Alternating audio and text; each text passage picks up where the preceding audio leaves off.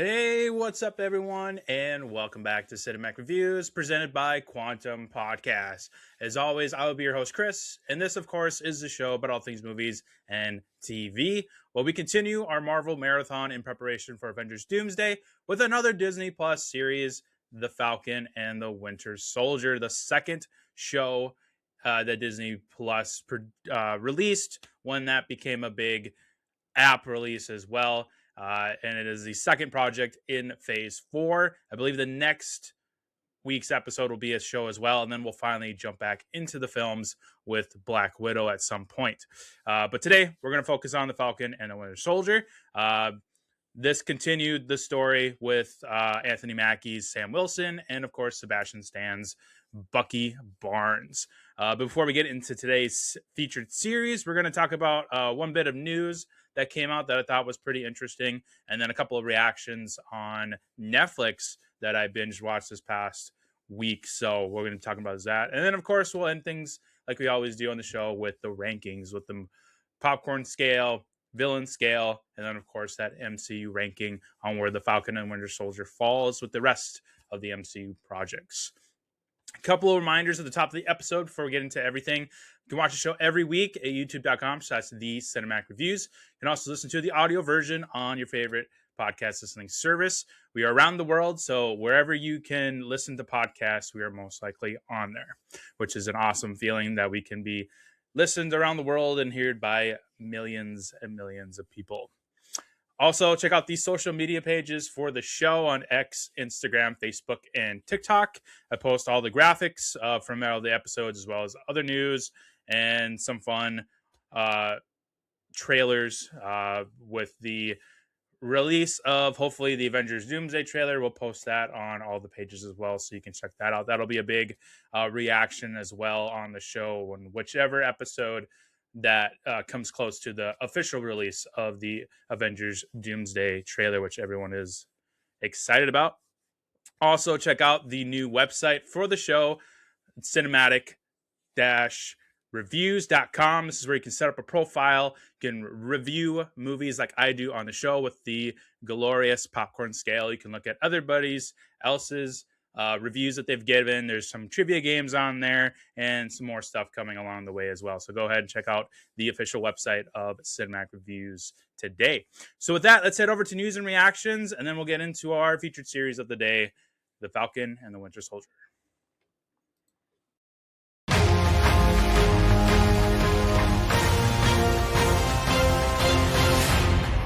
So the piece of news that I came across, I think it was on Tuesday this week, was kind of interesting and a little nerve-wracking and frightening, to say the least. This is a snippet from the Variety article that I came across, which made me want to talk about it on the show today.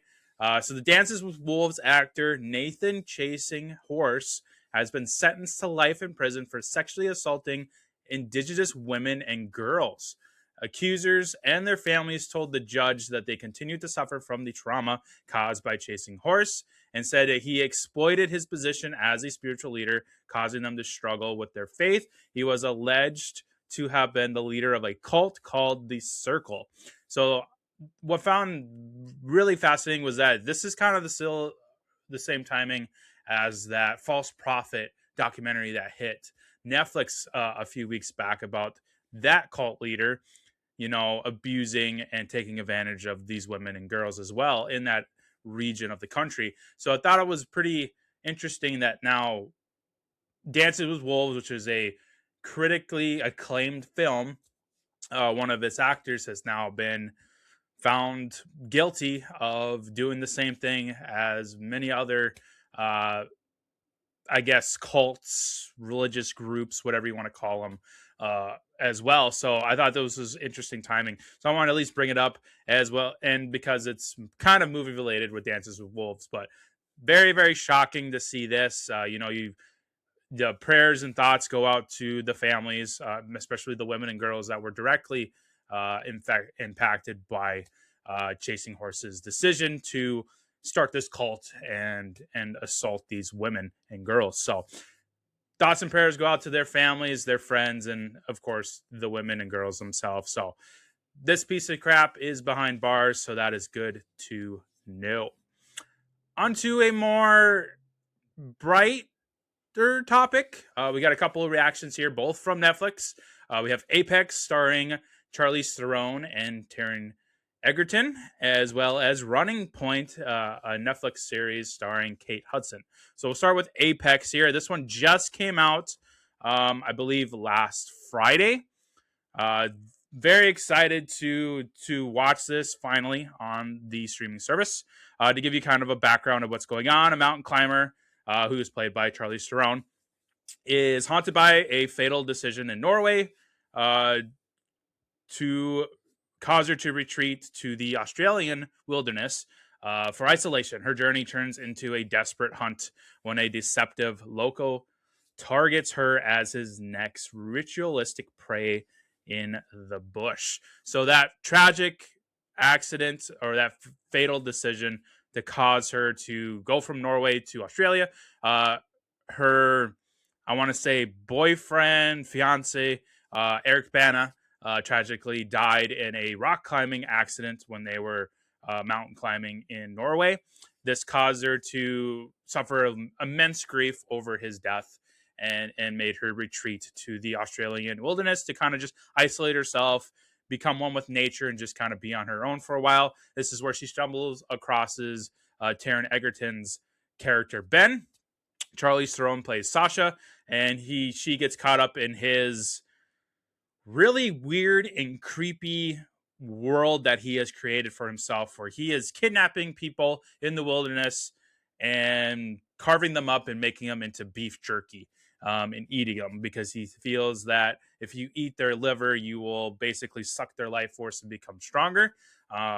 Very disgusting, very disturbing. Taron Egerton is such a creep in here, and I love Taron Egerton. If you're not familiar with him, he's probably best known for playing Eggsy in the Kingsman series. He also played Elton John in the Rocket Man film, as well as Eddie the Eagle.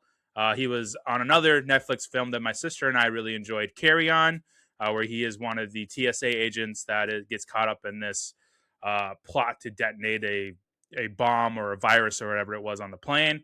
He was actually in Tetris, was the biopic about how the popular game Tetris was created, as well as Blackbird, which was a Apple series that I really enjoyed. So he's been all over the place, but he plays a really big creep, and he does a really good job at it. It sounds like this was a very rigorous but enjoyable set to be on. I don't know if you saw the article that came out either today or yesterday, but Charlize Theron and Taron Egerton were forced to take hot baths because of the environment that they were in on set.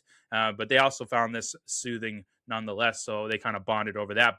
And Charlize Theron is fantastic in here. I really enjoyed her portrayal of Sasha in here, as she uses all of her skills in the wilderness to survive this hunt being conducted by Taron's character, Ben. Really interesting film. Definitely check it out on Netflix today. Looking at the popcorn rating for it, I am giving Apex. Let me find my notes here. What did I give it? I believe I gave it 4 popcorns. Let me check. Let's check out the website. This is a good way to plug the website. I gave it 3. So I thought about giving it 4, but I couldn't quite get there because the ending was pretty predictable. So they set up Eric Bana's death at the beginning of the film, where there was a storm that happened. They're trying to climb down from this mountain. Things go wrong. Sasha is forced to let Eric Bana go. Basically mirrors what happens at the end of the film with Egerton's character, where he's forcing her to climb up this steep mountain to escape the area that they're in. She comes up with this plot to trick him into thinking that she is actually helping him, but in fact, she is there to set him up and drop him dead to the ground, just like her past boyfriend. So it was really predictable on how the ending was, but what really made this entertaining for me was just the cat and mouse game between Charlize Theron and Taron Egerton, and the fact that this turned into really sadistic storyline where he believed that eating these people would help him find some spiritual enlightenment, some purpose in life, and then he would cook him up and turn him into, or dry him out and turn him into beef jerky or human jerky, so to speak. But like I said, it's kind of a predictable ending. That's why I only gave it 3 popcorns. But still a very entertaining movie. So definitely check it out on Netflix today, starring Charlize Theron and Taron Egerton. Switching gears quite a bit here, we're going to a sports series now.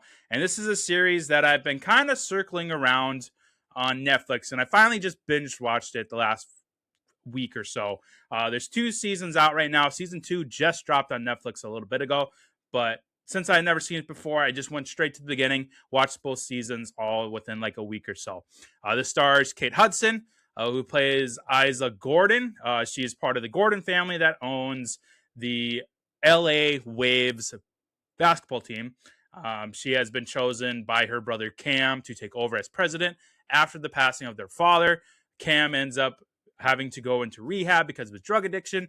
So then she takes over. As season 2 plays out, you start to realize that this has been Cam's master plan all along. He picked Kate Hudson on purpose because he thought she would fail and that he would be able to take back the team once he was done with rehab. Turns out rehab didn't really do anything for that piece of shit. He's still a drug addict. He embezzled money from the team and stole money from his family. So eventually he gets kicked out once more, and Kate Hudson is queen of the LA Waves. Looks like season 3 is pretty much guaranteed at this point. Will it go past season 3? We'll see.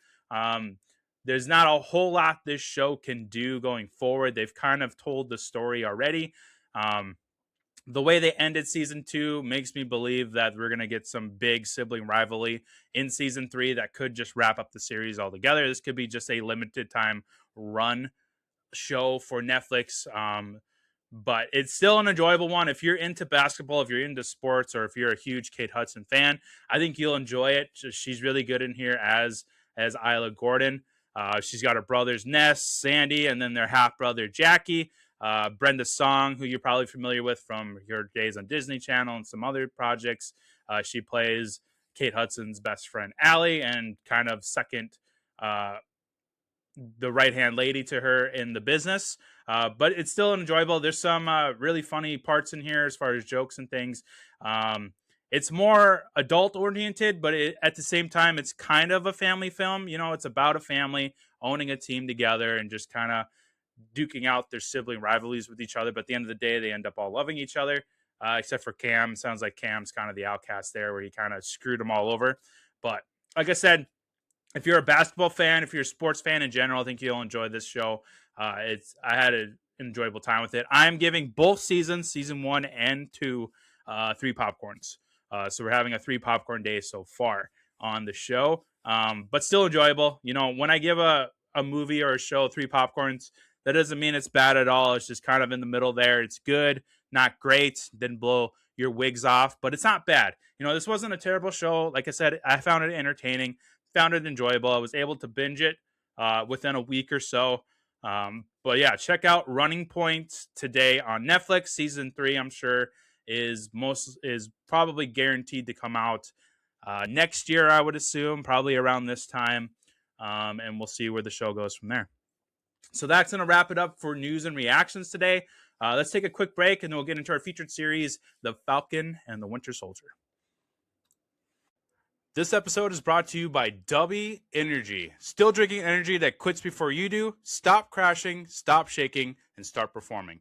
Meet Dubby Energy, clean energy made for gamers, creators, and anyone who refuses to slow down. With 0 sugar, no jitters, and no crash, Dubby keeps you locked in whether you're grinding ranked, streaming for hours, or pushing through those late nights. There's no crash, no fade, just gas. Drink different, perform better. Grab Dubby Energy and use code Cinematic10 to get 10% off your order today.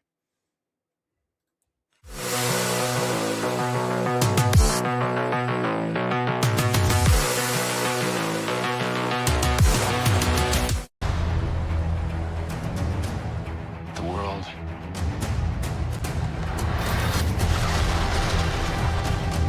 is upside down.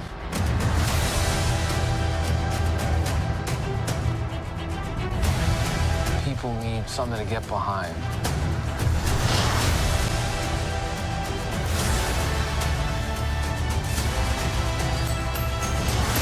They need the symbol.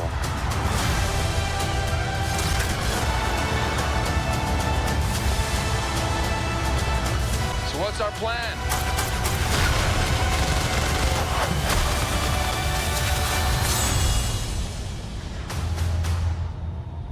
So no plan. Great.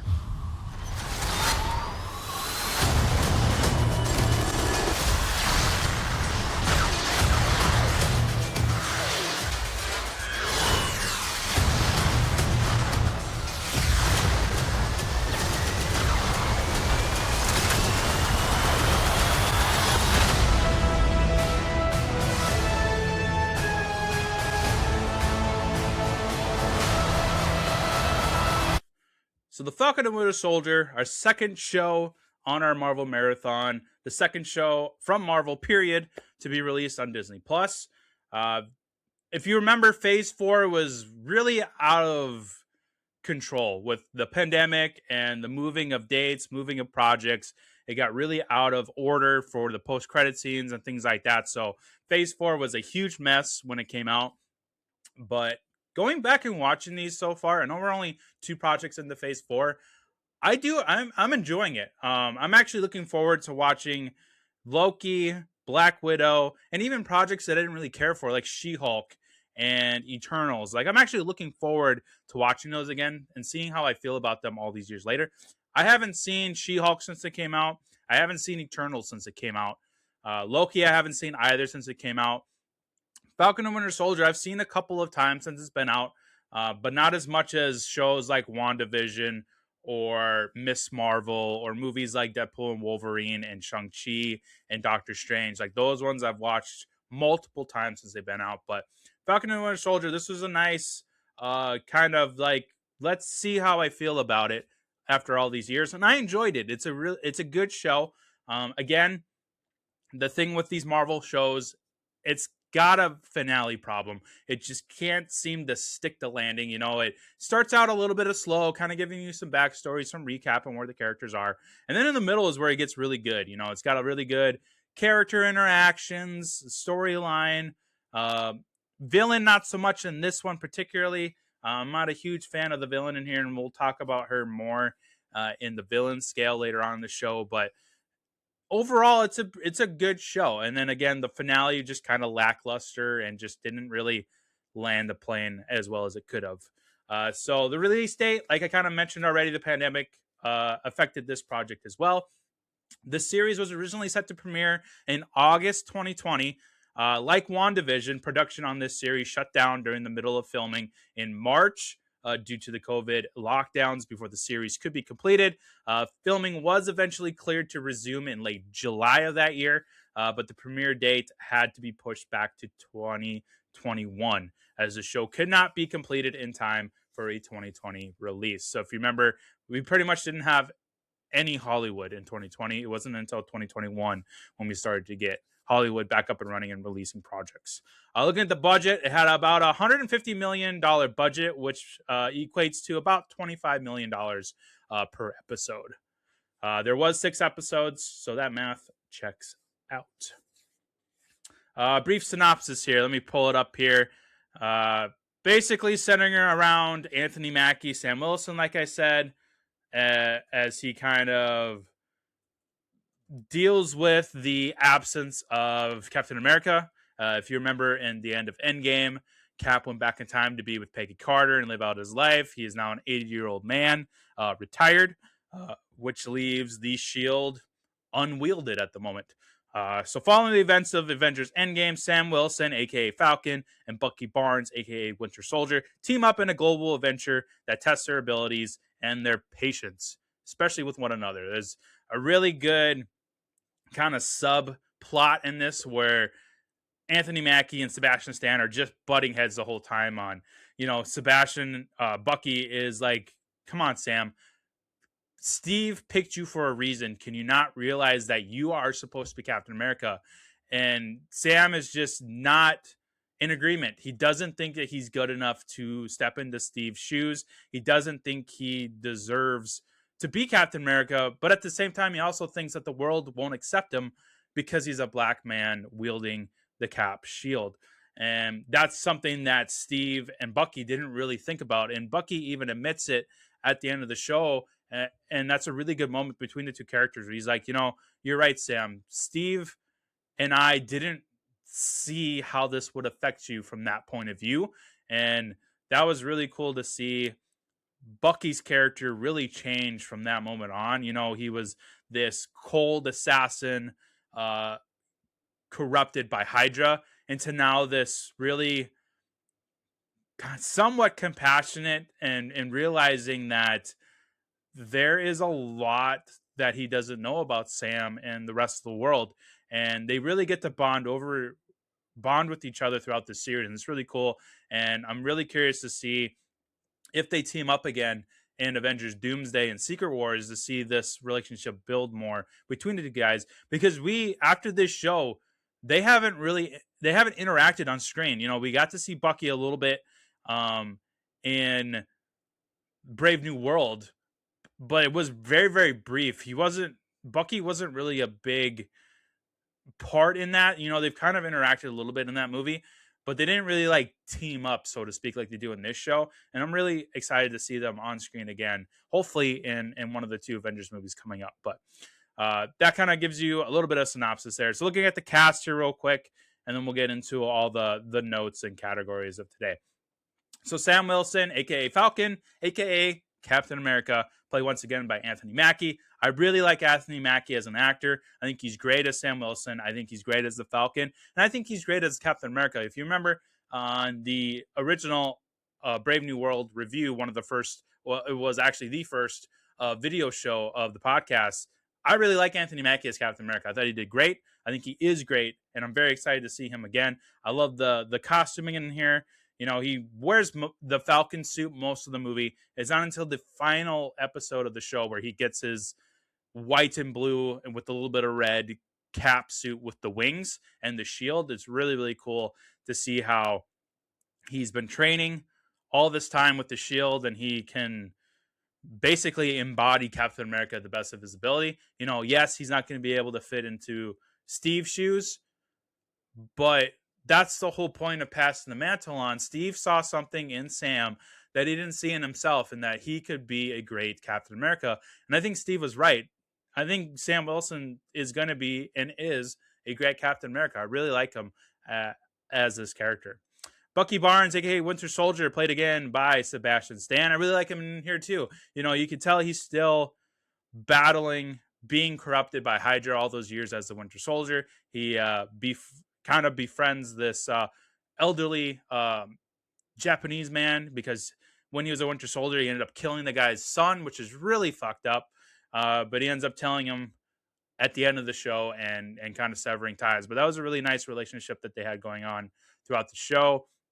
And I like how Bucky Barnes has, as a character, has evolved all this time since, the first Captain America movie, First Avenger. And then, of course, when he returns in Captain America, the Winter Soldier. So all these years later, it's really cool to see the Bucky character evolve into the person we see today. And then as the person he is in Thunderbolts. Really, really cool. We get the return of Baron Zemo, played by Daniel Bruhl. I love the Zemo character. He was a really good villain in Civil War. I love Daniel Bruhl as an actor. He's fantastic. I love seeing him on screen. And the fact that he finally wears the iconic purple mask of Zemo was really cool. I love him. The big thing to come out of the show back in 2021 was that little dance he did in Madripoor. That was all over social media, and people were doing it in the club, all over the place. That was like just the meme and the vibe of 2021.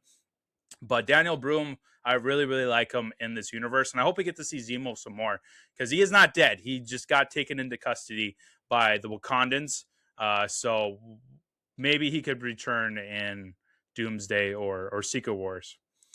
Sharon Carter also makes a return. She is on the run, hiding, because she has been basically excommunicated from America. She is living in Madripoor, but it turns out she is this high-level weapons dealer, I guess you could say, where she's trying to make this enterprise underground by herself. She ends up conning her way back into America, and so she can start stealing government secrets and weaponry to build up her empire. She's once again played by Emily Van Kemp. You know, we were first introduced to her in Civil War, I believe it was. Carly Morgenthau, she is the villain of the show, played by Erin Kellyman.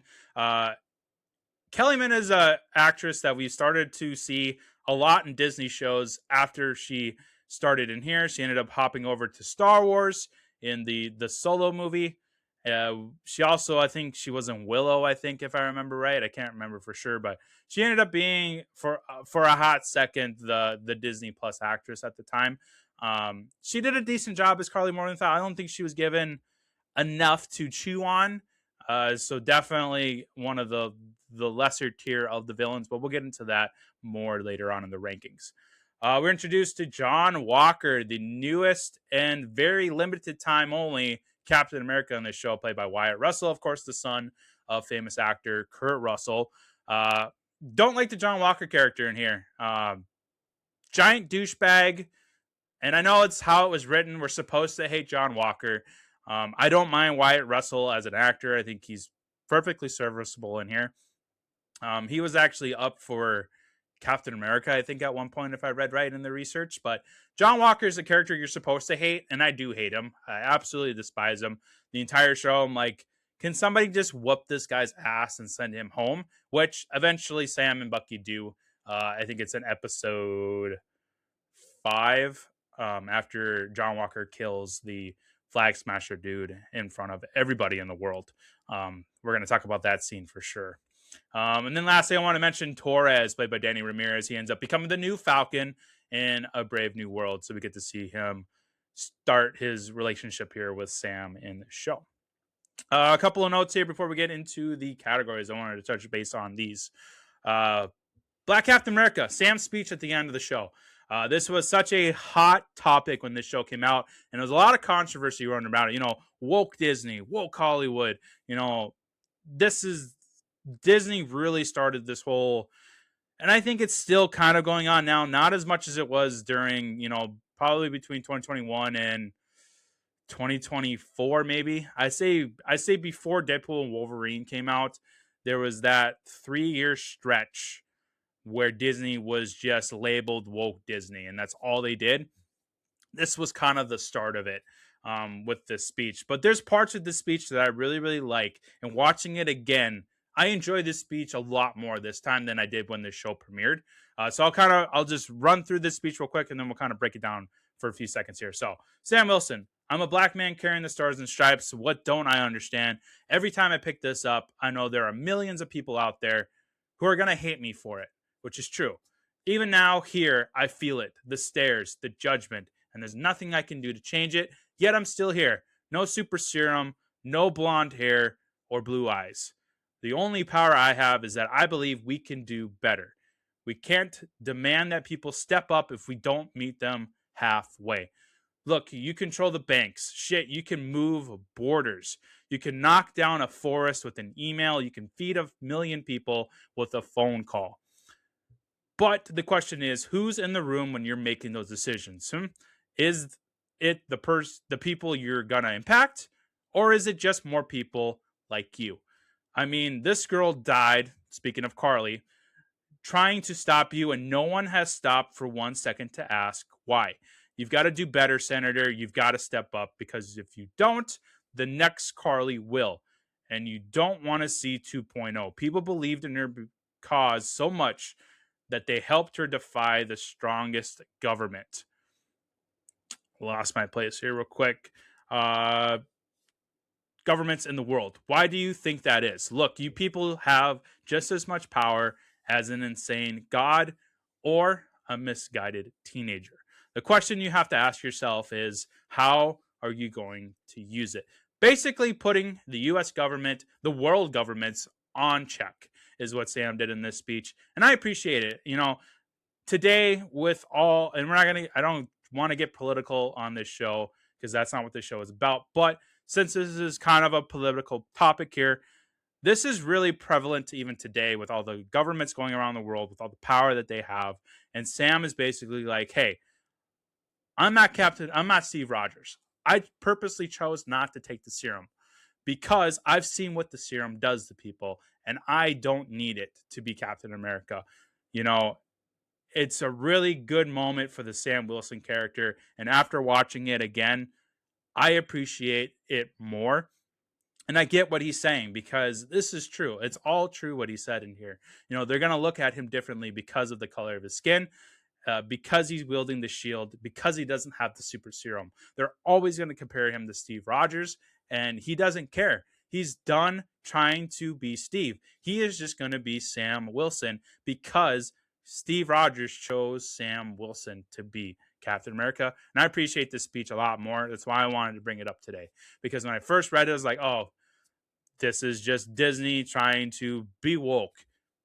I see the true message behind it, and I do appreciate it, especially seeing where the character goes in A Brave New World.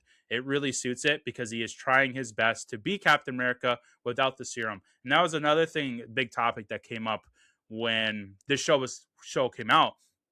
Why doesn't Sam take the serum? Because he's afraid of turning into John Walker. You know, John Walker went nuts. He ended up killing a guy in front of the entire world because the serum messed with his head.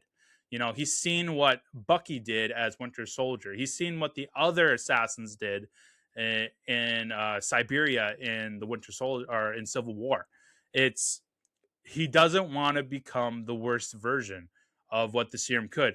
Steve Rogers was an anomaly. You know, he just happened to be the perfect person for the serum to be Captain America. He's like 1 in a billion, 1 in a trillion, you know, and Sam is afraid of turning into John Walker. So I appreciate that as well. Another note I wanted to bring up, and it's going to be a note for a lot of these shows, TV series versus film. This could have easily been a 2-hour movie. We didn't need 6 hours of content. This could have been done in a 2-hour movie.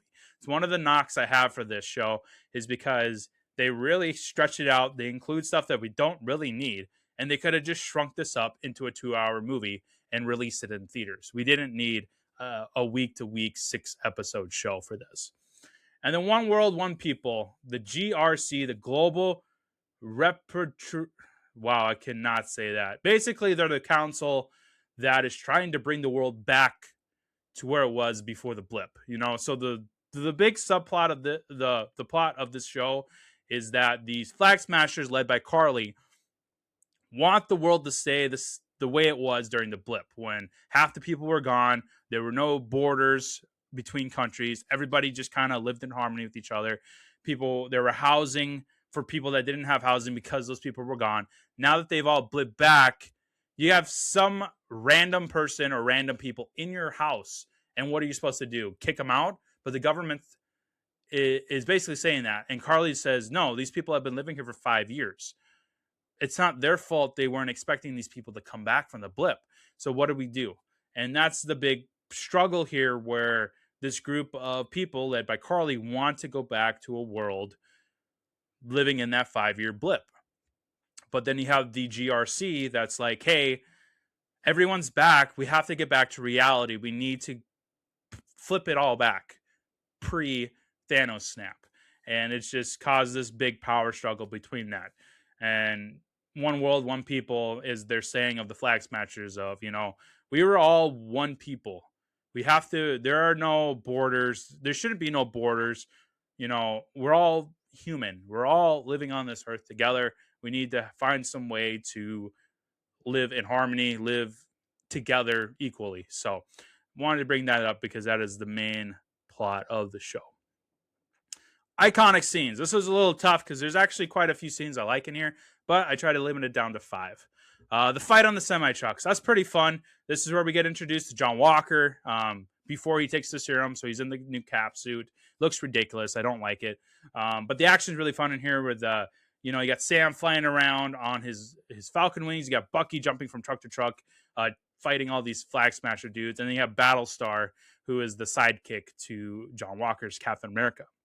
The next scene, Zemo dancing in Madripoor. That's a meme. Like, it's got to be an iconic scene because that literally became a meme on social media.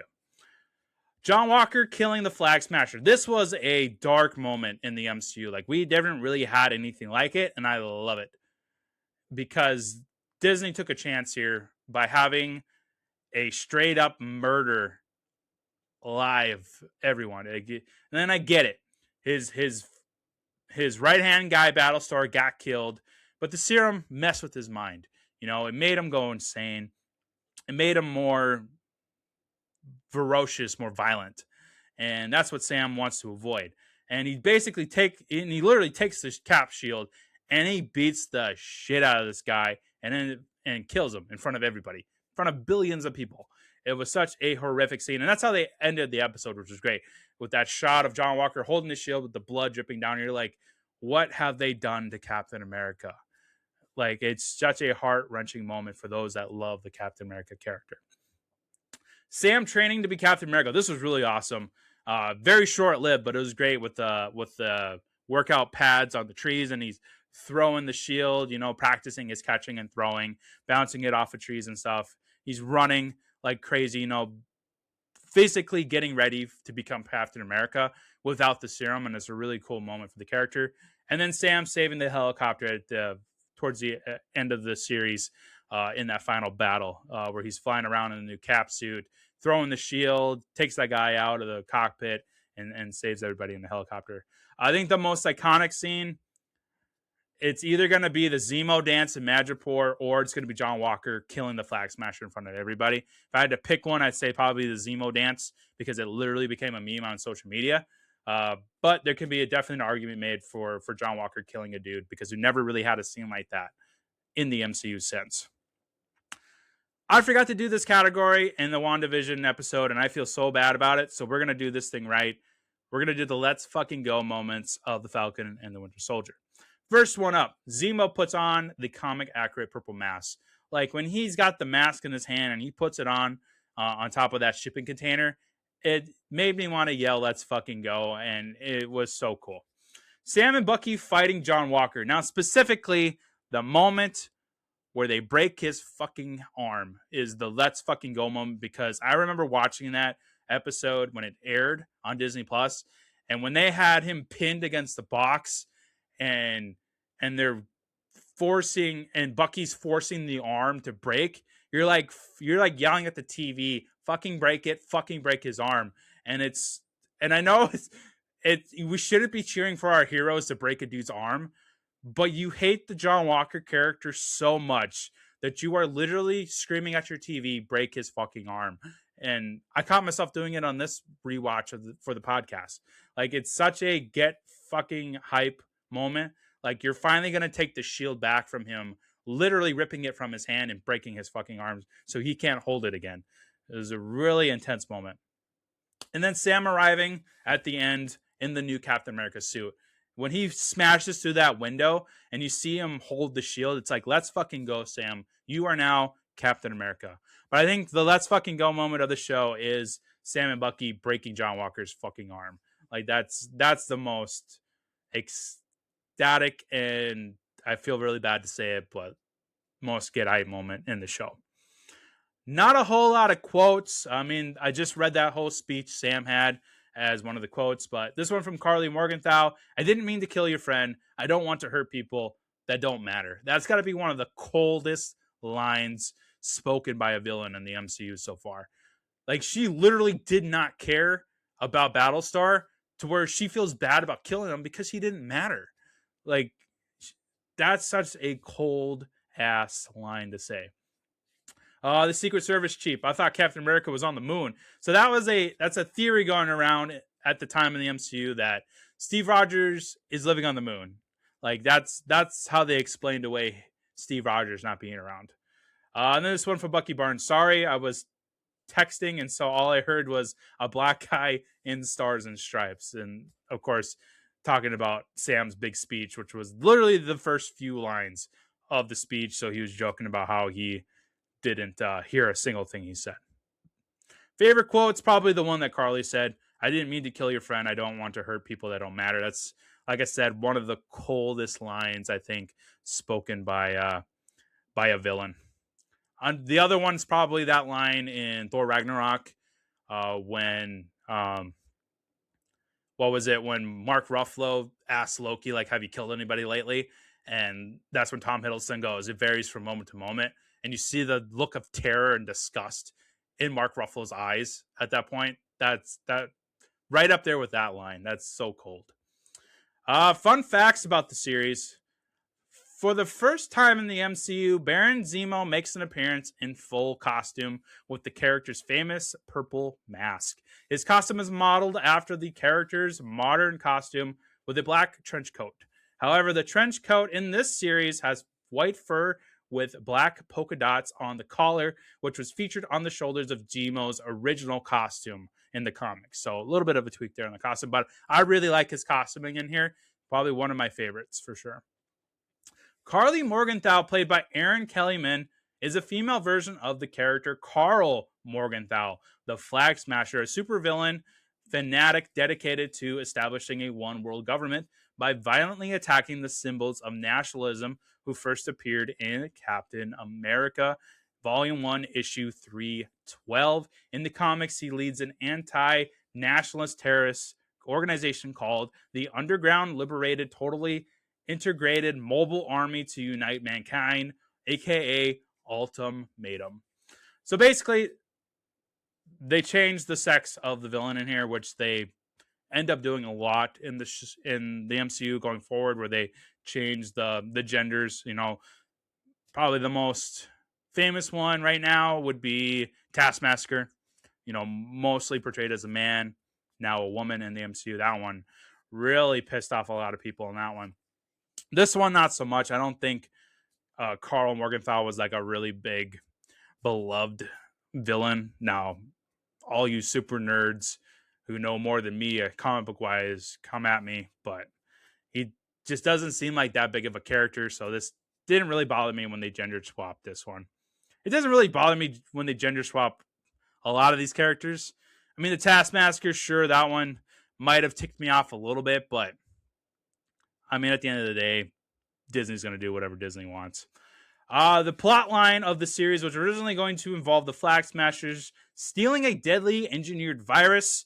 When filming had to be shut down due to the real-life pandemic caused by the coronavirus, the plot of the series was reworked to remove all references to the fictional super virus. No doy. They didn't want to be insensitive, so they cut all the virus plot out of this and replaced it with the whole border thing. The super virus, I think, would have, ironically enough, I think the super virus probably would have made this show better, because the border thing, not a big fan of that. I mean, it makes sense at the time, but I think the super virus actually would have made this show a lot better, would have added more stakes to it. But I get the insensitivity of it, but ironically, it's the super virus would have made this show better. Although Sam Wilson is from Harlem in the comics, this series established that the MCU version of Sam Wilson is from Louisiana and has family living there, including his sister Sarah Wilson and her two nephews, AJ and Cass. Anthony Mackie, of course, from Louisiana, so I'm sure that was part of the reasoning why. Sam's other nephew, Jim Wilson, had already made a cameo in the Incredible Hulk film as one of the Culver University students who witnessed the battle between the Hulk and General Ross's army. Gideon Wilson, Sam's brother and Jim's father, has not made an appearance in the MCU yet. So I wonder if they're going to throw Gideon Wilson in here somewhere. Battlestar was planned to have electrified gloves as part of his arsenal, which would have come into play in regards to a scrapped battle sequence in Puerto Rico. The scene never got filmed due to earthquake scares, and the gloves never made an appearance on the show. Honestly, really, you could have just included the fucking gloves. Like, you didn't really need to... You needed something for him to do. Like, give him electrified gloves. Like, the dude had nothing. Battlestar is like the weakest chain of this movie, honestly. Like, when he died, not to sound like a jackass, but I mean, it's a human fighting super soldiers. What do you think was going to happen? Get the dude electrified gloves. And then lastly, the writers considered introducing Sam's comic book ability to telepathically talk to birds, but it was left on the cutting floor since they couldn't figure out how to implement it properly. Malcolm Spellman, who directed and created the show, did express possible interest in trying it again in the fourth Captain America movie. However, they didn't do that in there either. So for those that don't know, in the comics, Sam can telepathically talk to birds. Red Wing is an actual bird in the comics. Here it's a drone. I'm totally fine with them not introducing that aspect of the character because I think at this point it's kind of ridiculous. If they were going to introduce it, they should have introduced it in Winter Soldier when we were introduced to Sam Wilson. Now, the farther they go, the more it seems more ridiculous. So just don't even try. Just don't try. I'm glad they didn't try. But yeah, so I enjoy this series a lot more than I did originally. Like I said, the villain, we'll talk about Carly here shortly in the villain scale. Definitely lower to villain. Could have given her more. I think the super virus plot would have really helped this series out. Would have made this a lot better for sure. And then again, the third act, the final part of the show didn't stick the landing. I appreciate the speech more now, but still could have been written better, could have been executed better. Definitely have a third act problem with these shows. So let's get into the rankings to wrap up everything on today's show.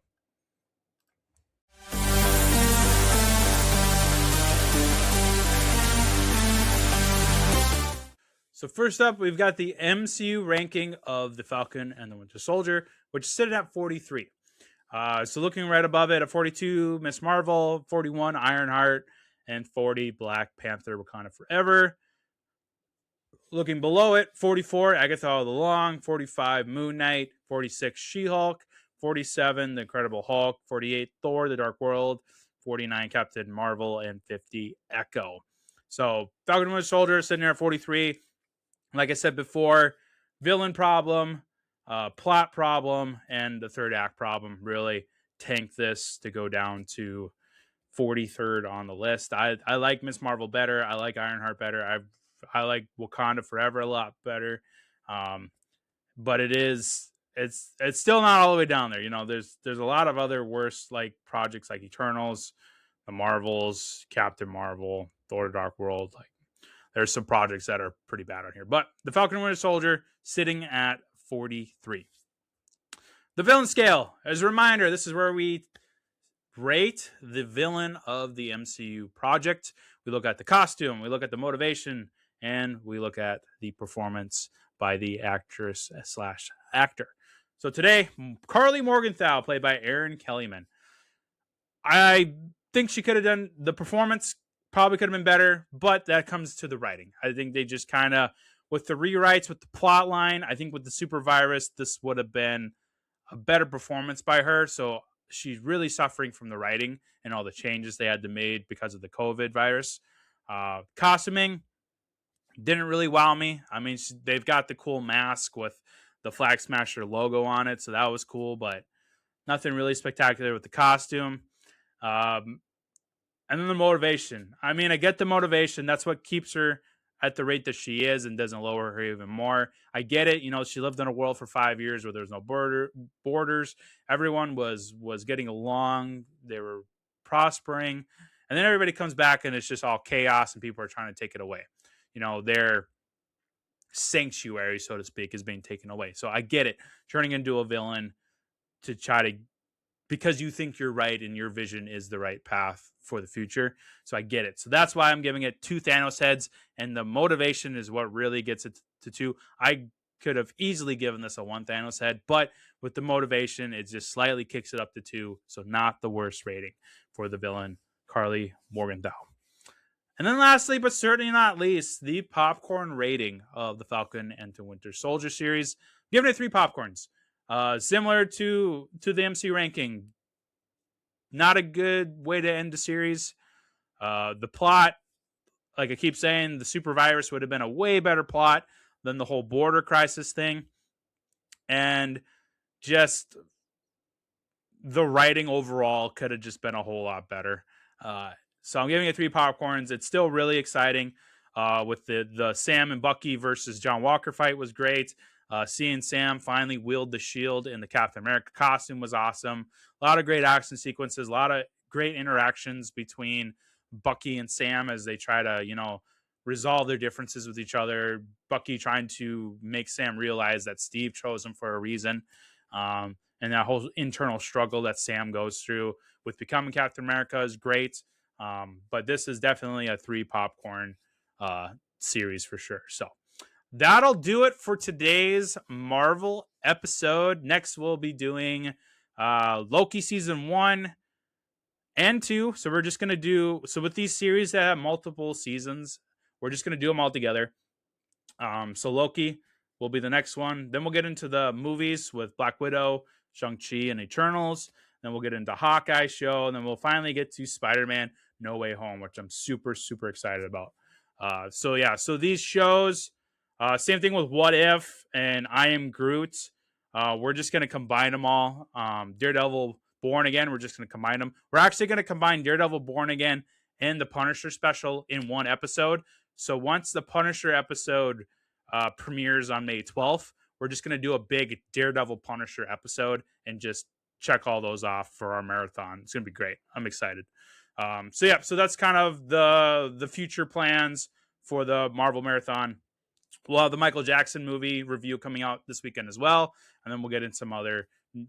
This is crunch time now. Once we get Mortal Kombat and Mandalorian and Grogu this month, it's like every weekend is multiple new releases. So I'm gonna be busy on the podcast with all of these new release reviews. So it's gonna be a blast just pumping out content for you guys, letting you know what I think about all the great summer blockbusters coming up. I'm super excited. Going back to the movies, people. So that'll do it. Enjoy your weekend, everybody, and check out all the other content from Quantum Podcasts, the End Zone Report, the Quantum Flash Gaming Channel, and then, of course, all the other reviews on Cinemac Reviews. Check out the website, set up a profile, go ahead and review shows like The Falcon and Winter Soldier, and see what everybody else is reviewing as well. Have a good weekend, everybody. We will see you all next time on the show.